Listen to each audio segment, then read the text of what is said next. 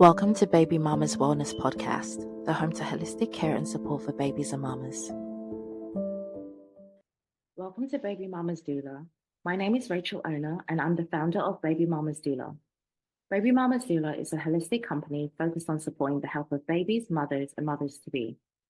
I have an undergraduate degree in biology from York University, and I have a Doctor of Naturopathy degree from the Canadian College of Naturopathic Medicine. I've completed additional certification as a birth doula from the Naturopathic Doula Group. Currently, I work at the Natural Care Clinic in Burlington with Dr. Carissa and Sonia Doherty, where we see a variety of patients, young and old, acute and chronic. In today's episode, I'm going to be talking about relatively a sensitive topic, which is miscarriage and post-abortion support. This episode is not going to be discussing whether it's pro-life or anti-abortion rights, but basically how to support a mother that has either experienced abortion or has experienced a miscarriage. Relatively, I treat both conditions the same. And depending on kind of the side effects that they're getting from it, that's how I do treat either a miscarriage or post-abortion. So I'm going to be discussing the top 5 things that I would be doing to support somebody going through a miscarriage or post-abortion. The first thing would be rest and relaxation. It's super, super important to make sure that you rest and recover after having that incident. Your body will undergo a lot of physical and emotional changes during that time period. And so you need to make sure that you're supporting yourself physically as well as emotionally. Give yourself time to grieve. If it means that you have to take time off of work, if you have to, reduce some of the activities that you usually do, then I would definitely encourage you to do that.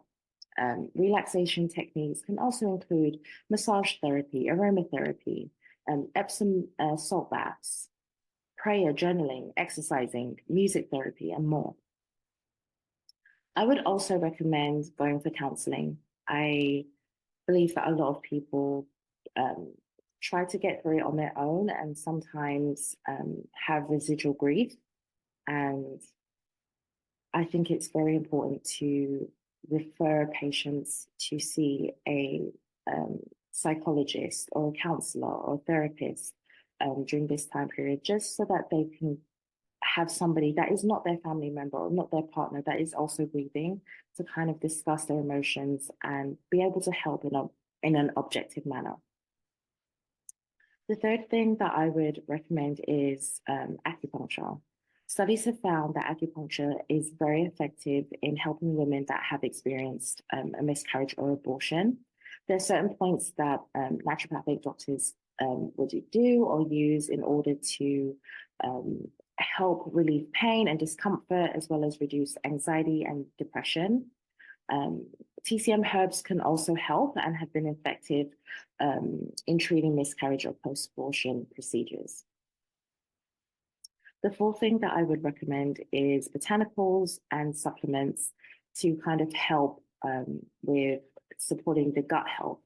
So, abortion, usually there's times where you do see a lot of blood being lost. So you will see conditions such as anemia playing a role.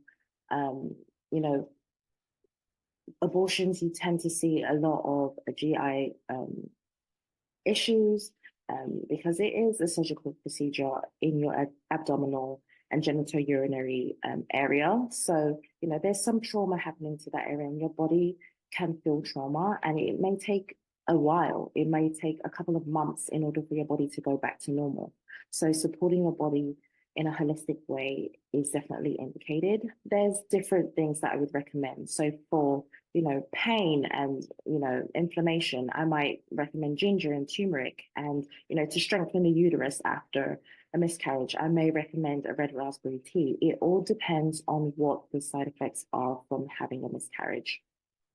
Supplements that I may consider may look into looking into iron supplements, recommending that you continue your prenatal supplements, just so that you're getting all of those vitamins and minerals into your system. The last thing that I would recommend is nutrition.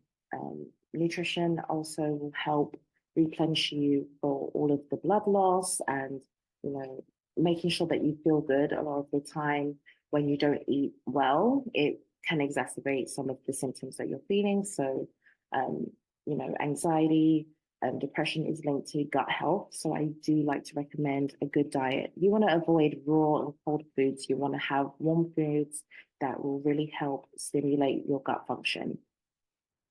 You definitely want to have a balanced diet that includes a lot of fruits and vegetables so that you are getting your vitamins and minerals that way as well. Making sure that you're well hydrated, avoiding things such as alcohol that can also make you feel worse and can, affect your uterine tone and getting back to the way that it used to be. So those are kind of the things that I would recommend for somebody that has experienced miscarriage. Thank you for tuning into Baby Mama's Wellness Podcast. I'm so excited for you to be a part of the Baby Mamas community. If you like this podcast, hit subscribe to hear more. You can also follow our Instagram page at Baby Mamas Doula or visit our website at babymamasdoula.com.